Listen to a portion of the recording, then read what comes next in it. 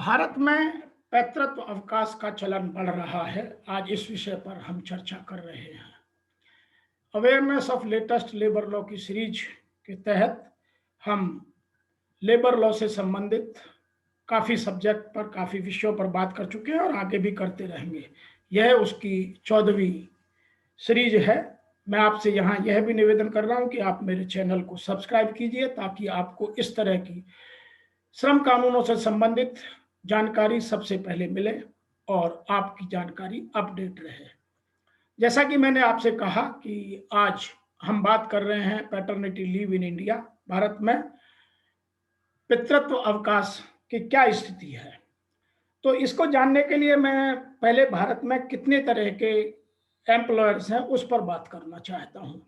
भारत में हम अपने नियोक्ताओं को या अपने मालिकों को तीन कैटेगरी में देखते हैं। नंबर वन, वो जो श्रम कानूनों से अधिक लाभ या सहयोग या सुविधाएं या सुरक्षाएं अपने कर्मचारियों को, अपने श्रमिकों को देते हैं, जिनकी संख्या अब बढ़ती जा रही है। दूसरे हैं वो नियोक्ता जो केवल श्रम कानूनों के आधार पर ही अपने कर्मचारियों को, अपने श्रमिकों को सुख सुविधाएं देते हैं। वह कानून का पूर्ण पालन करते हैं, किसी तरह भी कानून में कोई कमी नहीं करते, लेकिन उससे अधिक भी नहीं देते हैं। नंबर तीन वो नियोक्ता हैं जो श्रम कानूनों में भी कमी ढूंढते रहते हैं और कर्मचारियों या श्रमिकों के हित की बात को अधिक ना अपनाते हुए केवल अपने लाभ पर ध्यान देते हैं। वह भी एक बड़ा संख्या है और उनके प्रति भी हमें यह awareness of latest labour laws की सीरीज के तहत उनको अवेयरनेस को बढ़ाया जा रहा है। मैं एक बात यहां और भी कहना चाहता हूं कि भारत में पैतृत्व अवकाश की बात या पैतृक अवकाश की बात इसलिए आई थी कि आईएलओ ने 2014 में अपने यहाँ एक स्टडी करके यह कहा था कि या तो मैटरनिटी मातृत्व या पैतृत्व या पितृत्व का लाभ अपने कर्मचारियों को सभी दें, ताकि पिता को भी अपनी फैमिली के साथ, अपनी बीबी के साथ चाइल्ड केयर की, बच्चों की केयर की आदत पड़े और वह उनमें केयर का भाव बढ़े। दूसरा, उनको यह भी लगे कि यह सुविधा केवल पिताओं को इसलिए भी मिले ताकि उनकी बॉन्डिंग, उनकी पेरेंटिंग स्किल के साथ बढ़ती जाए। नंबर तीन, उनको भी अपनी जिम्मेवारी का आभास हो, सेंस ऑफ रेस्पॉन्सिबिलिटी अपने परिवार के प्रति, अपने बच्चों के प्रति बढ़े। नंबर पांच, क्योंकि परिवार में अब दोनों पति पत्नी काम करते हैं, इसलिए दोनों के बीच कोई लिंग भेद की कमी देखने को ना मिले। वो दोनों एक दूसरे की मदद करें और बच्चों की अच्छी सुख सुविधाओं का दान देकर उनका पालन पोषण करें। इसी को देखते हुए सितंबर 2017 में भारत सरकार ने मैटरनिटी बेनिफिट एक्ट, जो पुराना था, उसको अमेंड कर पास किया और वह अब भारत में पूर्णतः लागू हो गया है। इसी के साथ साथ वह भारत में पैटर्निटी बेनिफिट बिल 2018 में लाए थे, जिसको लोकसभा में पेश किया गया, लेकिन किन्हीं कारणों से वह पास नहीं हो पाया, जिनमें यह सुविधा थी कि भारत में काम करने वाले सभी कर्मचारियों को या श्रमिकों को कम से कम 15 दिन की पैटर्निटी लीव और जिन्हें 3 महीने तक बढ़ाया जा सकता है, वे नए पिताओं को मिलनी चाहिए। मैं अब यहां एक बात और कह देना चाहता हूं कि भारत सरकार ने इससे पहले 1999 में central civil services leave rules के तहत अपने यहां यह सुविधा दी हुई है, केंद्रीय कर्मचारियों को दी हुई है, जिसमें यह सुविधा केवल केंद्रीय सरकार के कर्मचारियों को मिलेगी। पहली तो यह उस लीव रूल की कंडीशन है। नंबर दो, यह केवल 2 जीवित बच्चों तक ही मिलेगी। यदि किसी के 2 से ज्यादा बच्चे हैं तो यह सुविधा नहीं मिलेगी। नंबर तीन, यह इसका अवधि 15 दिन की होगी, जिसमें वह अपनी पत्नी और अपने बच्चे की केयर कर सकता है। नंबर 4, इसकी भी संभावना है कि वह छुट्टी पहले के 6 महीनों में, अर्थात बच्चे के जन्म के 6 महीने के भीतर कभी भी ले सकता है। नंबर 4, इस तरह की छुट्टियां यदि अवेल नहीं की जाती हैं, उपयोग में नहीं ला जाती है, तो वह स्वतः समाप्त हो जाएंगी। नंबर 5 या नंबर 6, इनमें सवेतन छुट्टियां मानी जाएंगी। इनमें पूर्ण वेतन मिलेगा, जिनको जैसा कि उनको अन्य छुट्टियों के साथ मिलता है। तो यह सुविधा भारत सरकार ने अपने केंद्र सरकार के कर्मचारियों को 1999 से ही लागू कर रखी है। अब इसमें एक बात और है कि इस छुट्टी की आवश्यकता वर्तमान में क्यों पड़ रही है। वर्तमान में भारत में ताना बाना कुछ इस तरह बनता जा रहा है कि परिवार आइसोलेशन में रहने लगे हैं। पेरेंट्स कहीं और रहते हैं, बच्चे कहीं और रहते हैं, और दोनों बच्चे ही, हस्बैंड वाइफ दोनों ही, मेल फीमेल दोनों ही जॉब करते हैं। इसीलिए पिता की भी बॉन्डिंग बच्चों के साथ, अपनी वाइफ के साथ बनी रहे, इसलिए इस छुट्टी की आवश्यकता है, क्योंकि वह पीरियड काफी, या वह अवधि काफी केयर के लिए जानी जाती है। नंबर 2, इसमें जैसे जैसे बच्चा बड़ा होता है तो उसको माँ का साथ ज्यादा मिलता है शुरू में, और बच्चे का कम, तो इसलिए उनकी बॉन्डिंग कम होती है, इसके लिए भी इसकी आवश्यकता पिता को भी है। नंबर 3, जो बच्चा है जिसका विकास हो रहा है, उसको पेरेंट की केयर टेकिंग की रेस्पॉन्सिबिलिटी लोगों में बढ़ती जाए, दोनों जेंडरों में, चाहे वो पुल्लिंग हो या स्त्रीलिंग हो, दोनों में बनी रहे, इसलिए भी इस छुट्टी की आवश्यकता है।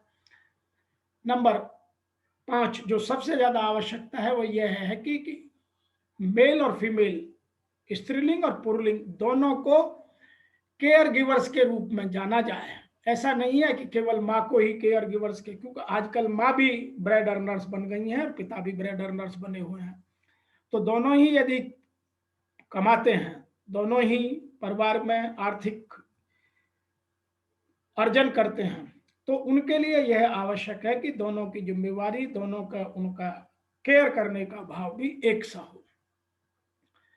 अब मैं इसकी बात जो बार बार भारत में छपती रहती है उसकी एक बात करता हूं। कुछ दिनों पहले दिल्ली में एक रिपोर्ट छपी थी जिसकी मैं बात कर रहा हूं, जिसमें वैश्विक स्तर पर भारत 5वें नंबर पर आता है। यह रिपोर्ट मर्सर ने छापी थी।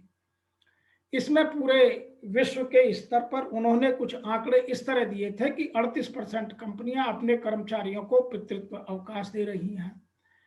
नंबर 2, 19% कंपनियों में है 4 छुट्टियों का प्रावधान। केवल वो चारों छुट्टी कौन कौन सी हैं? Maternity leave, paternity leave, adoption leave और पेरेंटल लीव। नंबर 3, 75% कंपनियों में कर्मचारियों को ही नहीं पता है कि उनके यहाँ इस तरह की पैटर्निटी लीव देने की कोई नीति है या नहीं है, क्योंकि यह केवल जो न्यूली मैरिड कपल होते हैं उनको जरूरत होती है, जो बड़े हो जाते हैं उनको इस छुट्टी की आवश्यकता बहुत कम पड़ती है। जिनके लेट बच्चे पैदा होते हैं उनको आवश्यकता पड़ती है, अन्यथा नहीं पड़ती है। नंबर 4, 12% कंपनियों में इस छुट्टी को अपने यहाँ लागू करने की इच्छुक हैं, मतलब अभी तक नहीं है, वो अब करना चाहती हैं। नंबर 5, 67% कंपनियां फैमिली केयर लीव दे रही हैं। जो मैंने 4 छुट्टियों की बात की थी, मैं आपको दोबारा उन्हें बोल देता हूं। Maternity leave, paternity leave, adoption और पेरेंटल लीव। तो कुछ कंपनियां उनके अतिरिक्त एक फैमिली केयर लीव देती हैं। नंबर 6 है, एशिया प्रशांत की 41% कंपनियां दे रही हैं पितृत्व अवकाश। और नंबर 7, 60% भारतीय कंपनियों में 2015 से पहले थी और अब यह बढ़कर 75% हो गई है। अब यह भी मैं यहाँ बताना उचित समझता हूँ कि भारत का स्थान इस तरह की छुट्टियों में कहाँ पर है। नंबर 1 पर है अमेरिका, नंबर 2 पर है ऑस्ट्रेलिया, नंबर 3 पर है ब्रिटेन, नंबर 4 पर है कनाडा, नंबर 5 पर है भारत, नंबर 6 पर हांगकांग और नंबर 7 पर अर्जेंटीना। तो छुट्टियों की व्यवस्था में भारत का स्थान काफी अच्छा है, क्योंकि यहाँ एक और भी कारण है कि भारत में अब मल्टीनेशनल कंपनियां अपना बड़ा बाजार देखती हैं और वे यहाँ के टैलेंट को ही हंट करती हैं और उनको ये सुविधा देना अब आवश्यकता बनता जा रहा है। मैं यदि इसका आंकड़ा देखूं तो जो भारत में पैटर्निटी लीव को देने का आंकड़ा है वो कुछ इस तरह से है।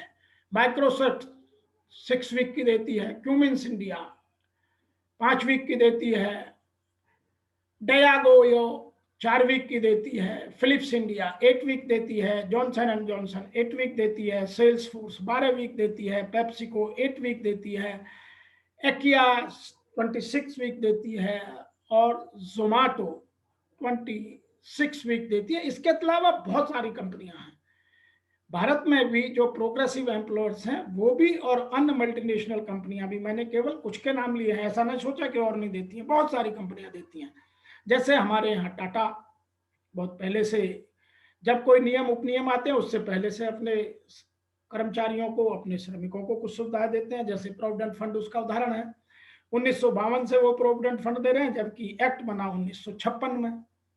तो इस तरह की सुविधाएं भी भारतीय कंपनियां भी देने लगी हैं। अभी एक बात और होती जा रही है कि भारत में पहले पेरेंटल लीव की सुविधा केवल कुछ कारणों से दी जाती थी, अब उनके लिए लिंग या शादी से भी कोई लिंक नहीं रहा है। कुछ कंपनियां उससे भी आगे निकल गई हैं। यदि दोनों, आजकल भारत में सेम लिंग में, सेम सेक्स में शादियां होने लगी हैं, तो यदि दोनों फीमेल हैं उनमें से एक को मिलेगी, यदि दोनों मेल हैं तो एक को मिलेगी। नंबर नेक्स्ट है कि जो आज फादर की डेफिनेशन है इस छुट्टी के लिए वो काफी बड़ी बढ़ा दी है। Number 1 biological father, number 2 domestic parents, number 3 adaptive parents, number 4 parents in the same sex. तो अभी पेरेंट्स की परिभाषा भी बदलती जा रही है। उसके पीछे कारण यह है कि भारत में इन सब चीजों का अब जब तक विकास नहीं होगा तब तक हम टैलेंट को रिटेन करने में सक्षम नहीं बनेंगे।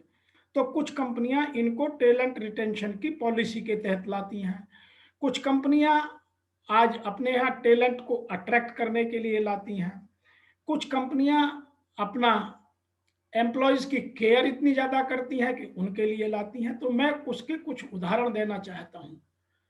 और उनके जो कंपनियों में काम करते हैं उनमें से 75% लोगों का कहना यह है कि जो अभी सुविधाएं मिल रही हैं मेल एम्प्लॉय को छुट्टियों की, वो काफी कम है। यह जो डेटा है मैं टाइम्स जॉब्स के आधार पर दे रहा हूं। मैं आपको एक बात और बता दूं कि पैटर्निटी लीव पॉलिसी की स्थिति भारत में क्या है। नंबर 1, 60% कंपनियां पैटर्निटी की पॉलिसी अपने यहां रखती हैं। नंबर 2, 30% बिल्कुल नहीं रखती हैं।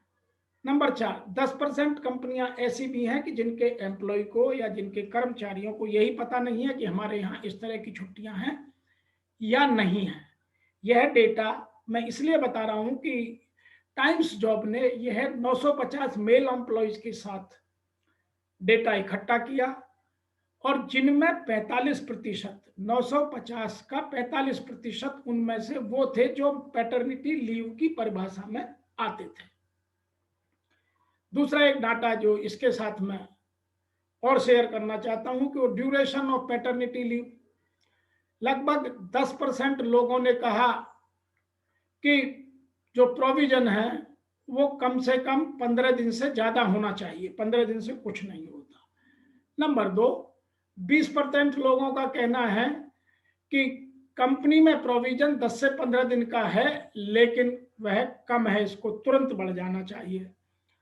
और लगभग 70% लोगों का कहना है कि कंपनी में प्रोविजन तो है लेकिन वह 10 दिन से कम का है, वह अब आगे बढ़ना चाहिए।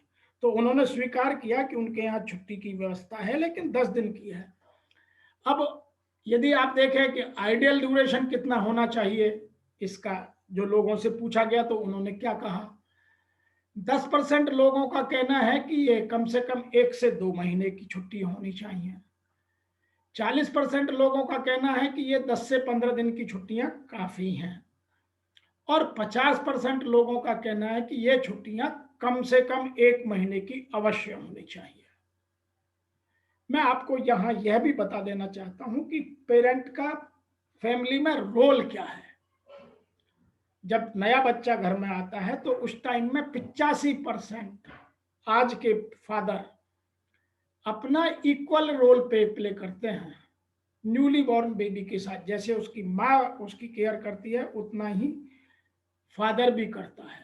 और 15% ऐसे हैं जो कोई जिम्मेवारी नहीं लेते, वह सारी जिम्मेवारी माँ के ऊपर छोड़कर अपना काम करते रहते हैं। तो यह डेटा बहुत चौंकाने वाला है और यह डेटा समझने वाला भी है। मैं इस डेटा के आधार पर एक बात जरूर कहूंगा कि भारत में इस तरह की छुट्टियों की व्यवस्था बढ़ती जा रही है। भारत में टैलेंट को समझने की, उसकी आवश्यकताओं को जानने की और समस्या बढ़ती जा रही है और कोविड काल में तो इसकी आवश्यकता बहुत अधिक बढ़ गई थी।